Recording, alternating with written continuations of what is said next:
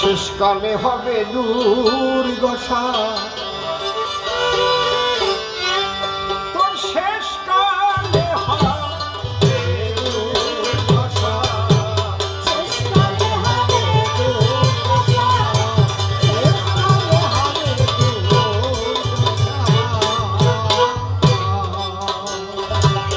তোর এই দেহ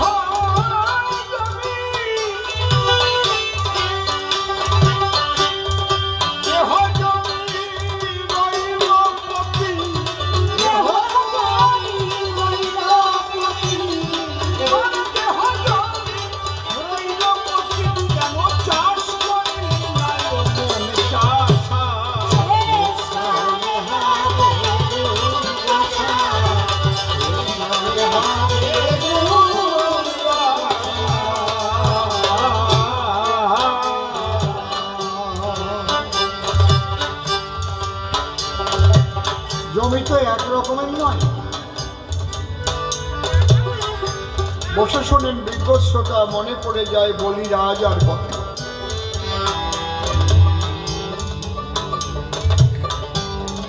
বলি দান যজ্ঞের করেছিল আয়োজন। বলি মনে মনে ভাবে পৃথিবীর মধ্যে সর্বশ্রেষ্ঠ দাতা হবে।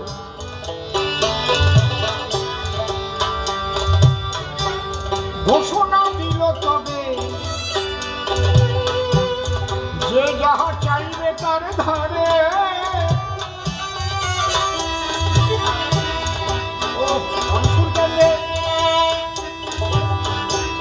তারে বলি তাই দেবে, চাহিলেই পাওয়া যাবে। ভগবান মনে মনে চিন্তা করে,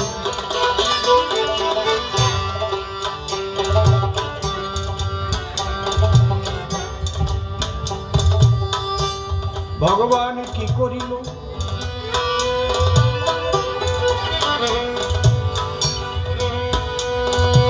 বলিরে ছলিতে যিনি স্বয়ং জগৎ পিতে, 52 বট মূর্তি ধরে বলির বাড়ি হাজির। 52 বট, এই বুড়ো আঙুলের মাপ রেখো 1 বট। এই জন্য ওটাকে বলে বামুন অবতার। ভগবান কারাকারি গিয়ে বলির বাড়ি যখন দিল দর্শন,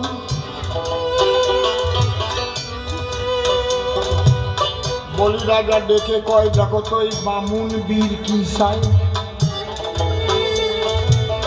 ওর মনোবাসনা করো হোক পূরণ।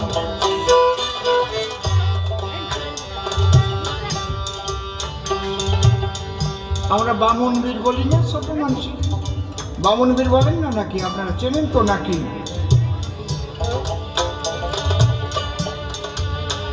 যারা এটার গৃহস্থলে ভগবান ডেকে বলে, দেখো অত অহংকার করা ভালো না, আগে তুমি দেখো ভেবে আমি যা চাবো তুমি তাই দেবে। ত্রিসত্য অঙ্গীকারে আবদ্ধ হতে হবে, মনে মনে করো চিন্তন। বলি রাজা মনে ভাবে এই বামুনবীর কি ভাষা? ঠিক আছে, ত্রিসত্য অঙ্গীকারে আবদ্ধ হইব এখন। তাহলে কথা বলো, তামা, তুলসী আর গঙ্গা জল আনো।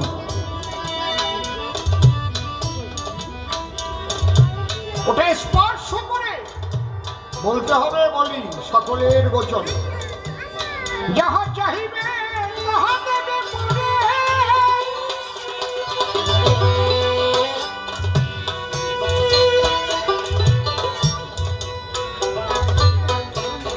তামা আনলো, তুলসী আনলো, আর ঝাড়িতে গঙ্গা জল ছিল। কাণ্ড হলো আশ্চর্য। বলির গুরু শুক্রাচার্য মনে মনে করিল চিন্তন, হায় হায় রে,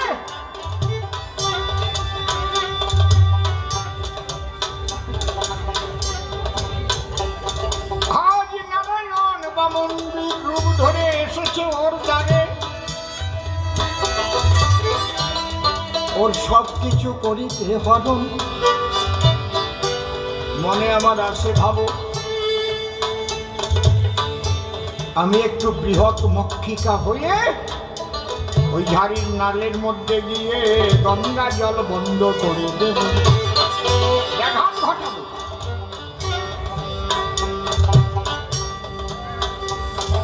তামা তুলসী যখন ধরে, কিন্তু ঝাড়ির গঙ্গা জল আর নাহি পড়ে। ছিদ্র বন্ধ হইল যখন, ভগবান বলে বলির সাক্ষাৎ, ওর ভিতরে করো কুশাঘাত, ময়লা আবর্জনা হয়েছে পূরণ।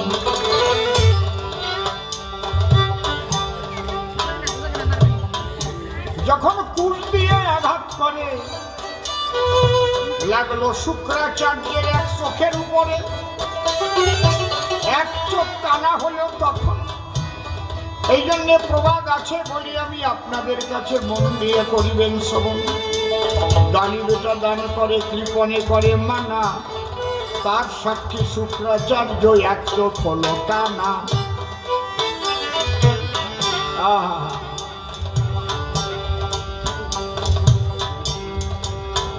তামা তুলসী গঙ্গা জল হাতে ধরে ত্রিসত্য অঙ্গীকারে আবদ্ধ করে ডেকে বলে স্বয়ং নারায়ণ, বলি তুমি কথা বলবে, আমাকে ত্রিপদ ভূমি দেবে। বলে এই নিবার জন্য এত আয়োজন। তিনটা জমি, মাত্র ত্রিপদ ভূমি চাহিলে আমার কাছে তুমি। তার জন্য ত্রিসত্য অঙ্গীকারে আবদ্ধ করিলে কি কারণ? ছোট ছোট বাজাও, ছোট ছোট শুনতে দাও মনে, তুমিও শোনো। নারায়ণ বলে তবে তাহলে এবার জমি দিতে হবে। আমি রাখি আমার দুটি যে চরণ, দুটি যে চরণ, ছোট ছোট দুটি যে চরণ।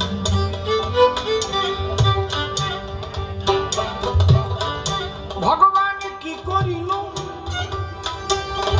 দুপা দিয়ে স্বর্গবর্ত পাতালে ঢেকে দিল।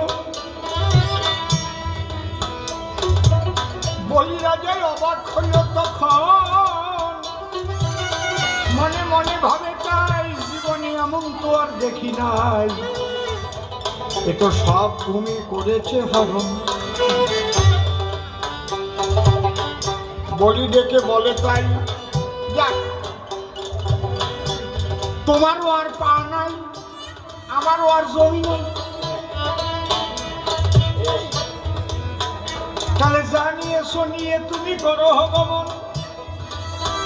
ওই কথা শোনার পরে নারায়ণ নাভিস্থল থেকে তৃতীয় পা বের করে, বলে এই চরণ কোথায় আমি করিব রক্ষণ।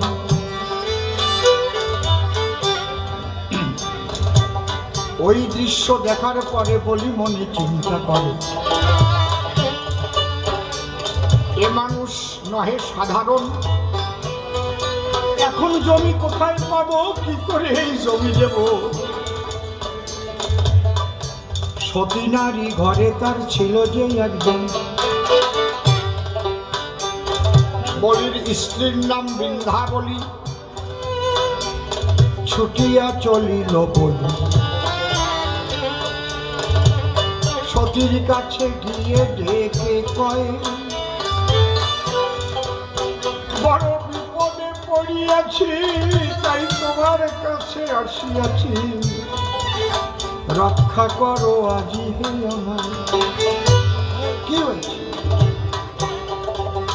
একবার এসে দেখে যাও, একবার এসে দেখে যাও। নাভিস্থল থেকে বেরিয়েছে পা, দুই পায়ে ঢেকেছে এ বিশ্বভুবন। আমি বলেছিলাম ওর ধারে যাচাইবে দেব তোমারে,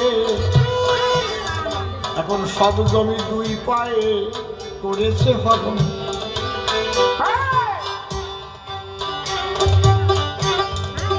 এবে সে বলে ডাকি, তৃতীয় চরণ কোথা রাখি। বৃন্দাবলী বলে দেখি, কেমন মানুষ রতন,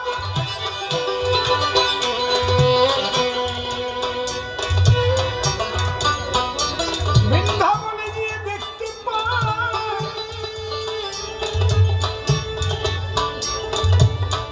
এমন মানুষ তো জন্মে না কেউ দুনিয়ায়। নাভিস্থল থেকে পা হয়, ব্যাপারটা কেমন। তবে সাধারণ মানুষ নহে, বৃন্দাবলী ডেকে কহে, ভাগ্য বসে এসেছে মহামানব কোন জন। তুমি একটা কাজ করো, কি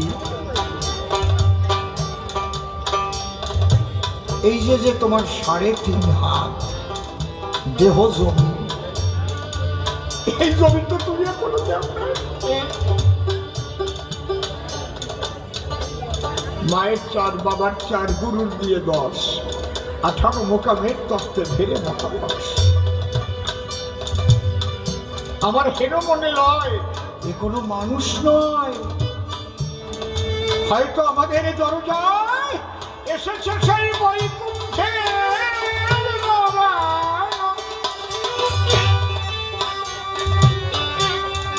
তোমার অহংকার চূর্ণ করিতে। অহংচূর্ণ দীনবন্ধু এসেছে দরজায়,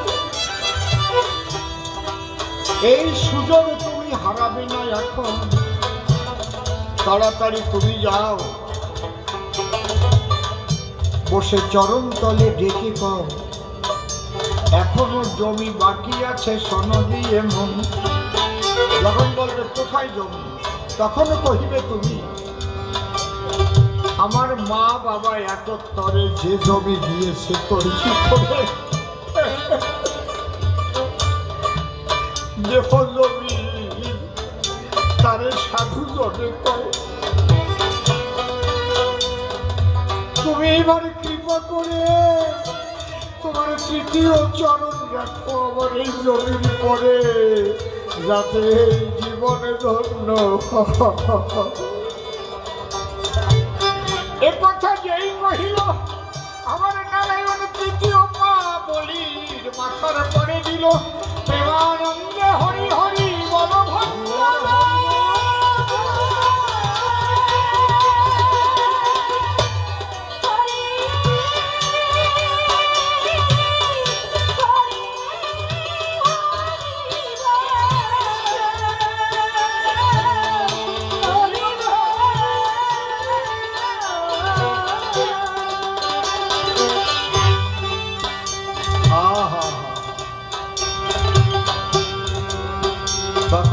ভগবান বলেছে, বলি তোমার কাছে একটা কথা বলি।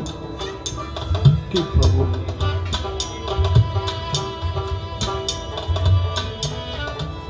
এই বুদ্ধি তোমায় কে দিল আমার কাছে একটু খুলে বলো।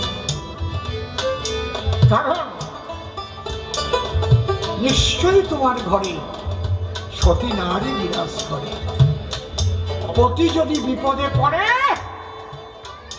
সতী নারী বুদ্ধির দ্বারাই রক্ষা করে তারে সর্বক্ষণ। সতী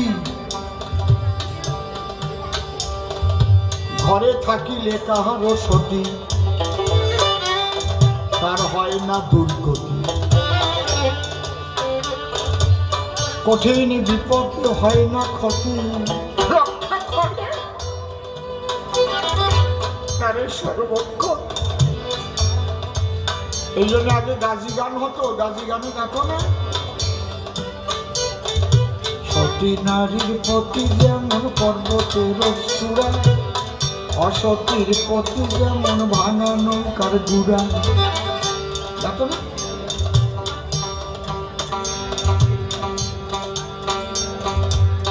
বাড়ির শোভা কুয়া নারকেল, ঘরের শোভা দোয়া, নারীর শোভা শীতে সিঁদুর মাথায় বান্ধে খোয়া। আগে যে সংস্কৃতিগুলো ছিল কোথায় চলে যাচ্ছে? হয়তো আমরা মরে গেলে তারপরে আবার কি আসবে জানি।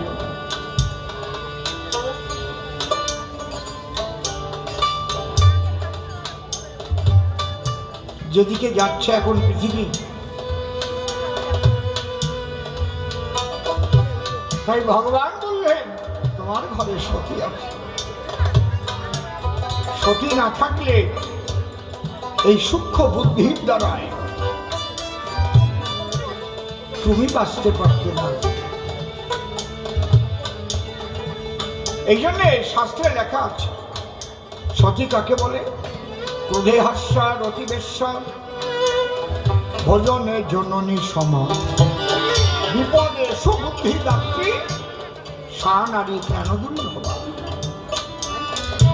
স্বামী যদি ক্রোধ করে মৃদু হাসি দিয়ে অধরে, তখন সেই হাসির সাগরে স্বামী ক্রোধ নিমজ্জিত করিয়া ফেলায়। ক্রোধে হাস্যা রতিবেশ্যা, স্বামী চাহিলে রতি হয় তার সতীর মতি। আর কি? ভোজনে জননী সমা, স্বামীকে সেবা দিতে যখন যায়, মা যেমন সন্তানকে আদর করে সেবা দেয়, ঠিক তেমন করে এটা একটু খাও, এটা একটু খাও, এটা না খাও, এইটা ভালো হয়েছে দেখো, আর এক মুঠ ভাত খাও, হয় না? তুমি না খাতে খাতে শরীরটা শুকোই গেল। কি দিয়ে খাবা বলো? একটু মাগুর মাছের ঝোল রান্না করেছিলাম গোল আলু দিয়ে,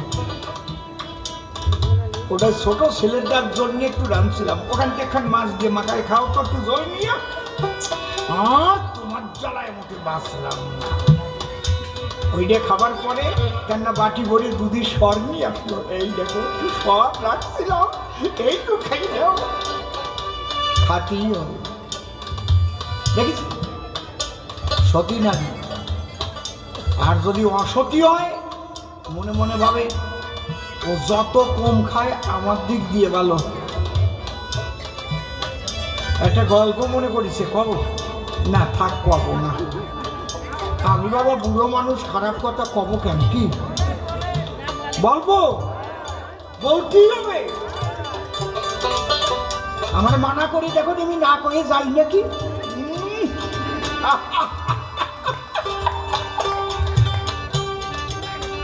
আমি তো শোনার পর যে ইসলাম ধর্ম বলে কেউ জানতো না, প্রচার হতো যে ইসলাম ধর্ম।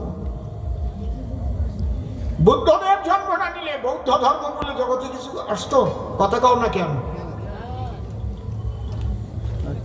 গুরু নানক দেবজি জন্ম না নিলে শিখ ধর্ম হতো? যীশু খ্রিস্ট জন্ম না নিলে খ্রিস্টান ধর্ম হতো?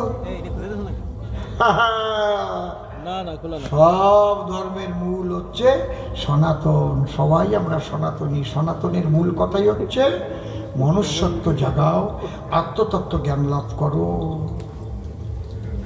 এই মনুষ্যত্ব না যখন জেগে যায় তখন সমস্ত মানুষ একাকার হয়ে যায়। মানুষের মধ্যে ঈশ্বরকে দেখতে পায়। আত্মদর্শন যখন হয়ে যায় তখন সে দেখে গাছে মাছে লতায় পাতায় পশু পাখি সমস্ত জীবের মধ্যে একই শক্তির খেলা চলছে, আর অন্য কিছু নয় রে বাবা। তাই মানুষের ধর্ম কি? মনুষ্যত্ব। আমি যদি হরিনাম করি, গোসাইগিরি দিয়ে বেড়াই, আমার মা বাবারে খাবার না দেয়, তাহলে কি হবে? কবে যে ওর মনুষ্যত্ব নাই, কবে না? কবে কি না? কথা কও না কেন? কবে না? ওটা মানুষ না, জানোয়ার। হ্যাঁ হ্যাঁ, ধরো। বলে ভারতবর্ষে নেই কোনো গাধা, দাদা নেই কোনো গাধা। কে বলে ভারতবর্ষে নেই কোনো গাধা, দাদা নেই কোনো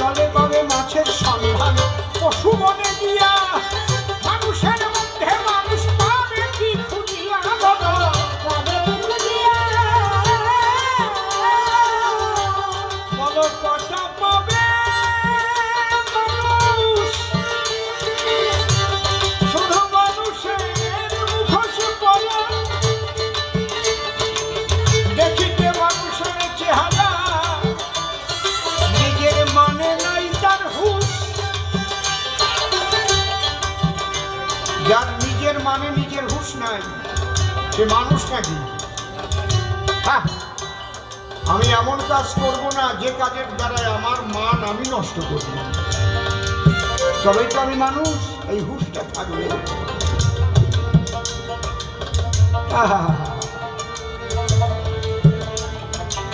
কামনা বশীভূত হয়ে, লোভের বশীভূত হয়ে মানুষ রূপ ধরে আসা কতগুলো জানোয়ার পৃথিবীটাকে বিষময় করে তুলছে, শান্তির বাতাবরণ নষ্ট করে দিচ্ছে, অশান্ত করে তুলছে। তাহলে গরিব মানুষের রেশন চুরি করে খেতে পারে? পারে? এরা মানুষ?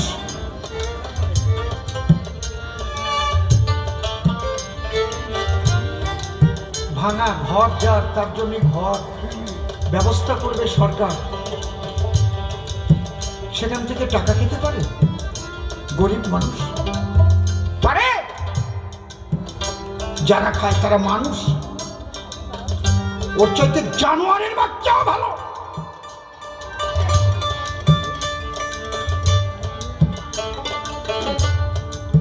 মানুষ অনেক বড় মাপের শব্দ, অত সোজা না মানুষ। যার এতটুকু মনুষ্যত্ব আছে সে পারে না, বিবেকে বাধা দেয়। লাখ লাখ কোটি কোটি টাকা নেয় চাকরি দেওয়ার নামে। উপযুক্ত যে পাওয়ার মতো তাকে না দিয়ে অনুপযুক্ত টাকা নিয়ে, এগুলো মানুষ? মানুষ জানোয়ারের বাচ্চা, ওর চাইতে অনেক ভালো।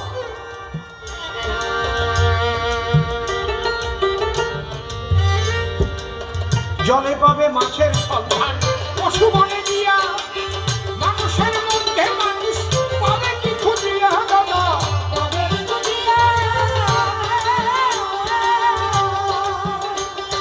আছে মানুষের মুখোশ পরা, আছে মানুষের মুখোশ পরা কিছু অমানুষের গালা।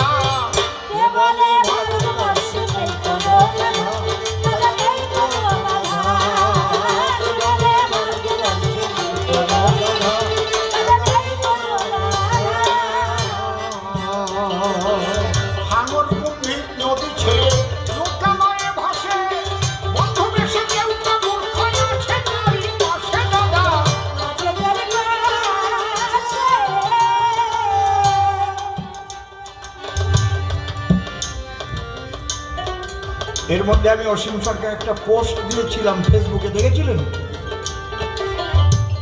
যে 3.5 বছর বিধায়ক পদে আছি হরিণঘাটায়, যদি 1 পয়সার দুর্নীতি কেউ দেখাতে পারে আমি তার জুতো মুখে নিয়ে তখন পদত্যাগ করে দেব। দেখেছিলেন? আরে বুকের পাটায় গোয়াল আছে বলে বলতে পারি, এমনি এমনি নাকি?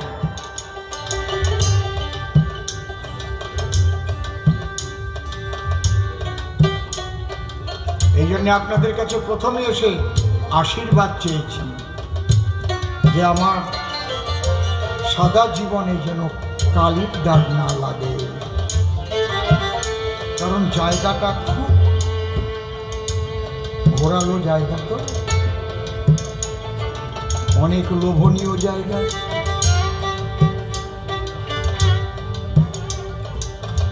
জলে পাবে মাছের সন্ধান, পশু বনে গিয়া মানুষের মধ্যে মানুষ পাবে কি খুঁজিয়া দাদা,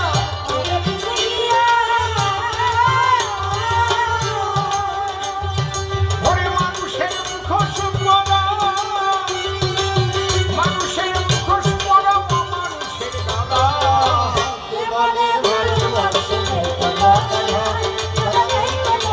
বাংলাদেশে বলো,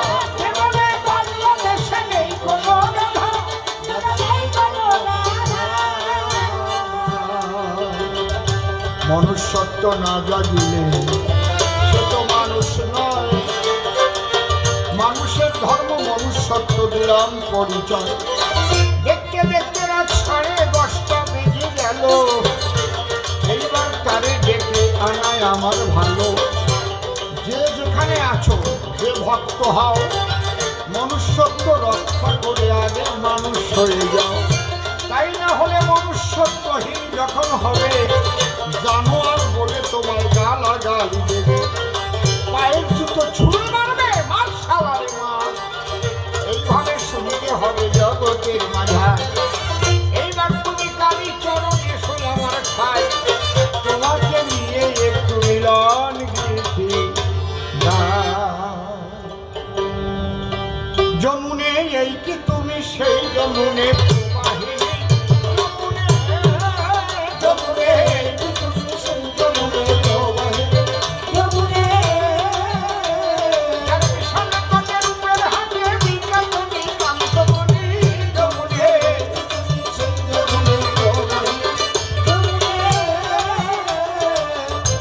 চরণ শুনো, তবে সদ্গুরু সঙ্গ নিতে হবে।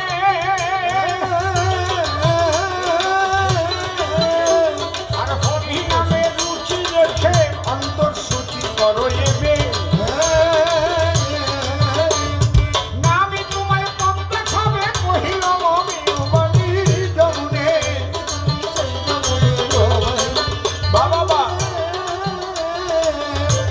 বলো দেখি আমার ধারে, আচ্ছা আচ্ছা, সদ্গুরু বলে কোন কোন আনন্দ থাকে বলো দেখো গুরুর ভিতরে। আমার জানতে বড় ইচ্ছে শুনবি তোমার মধুর বাণী। সতের সঙ্গে যুক্ত যারা সদ্গুরু হলো তারা, মনে করি হৃদয়ে তার সদানন্দ থাকে ভরা। চলে দেখতে যেন ঘরের চলা, তারা দেখতে যেন ঘরের চলা, শিশু সুলভ আমরা জানি।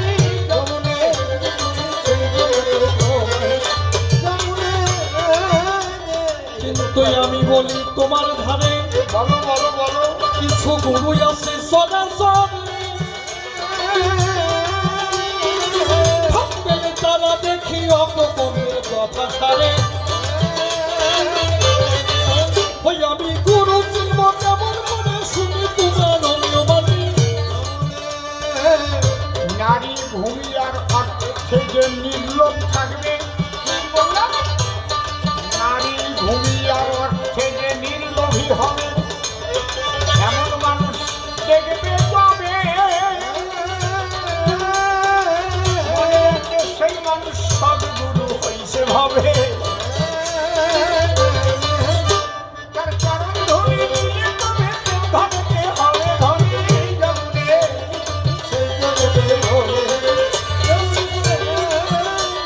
যাক তুমি আমার কথা নেবে, বলতে হবে তোমার কাছে জায়গা দেবে।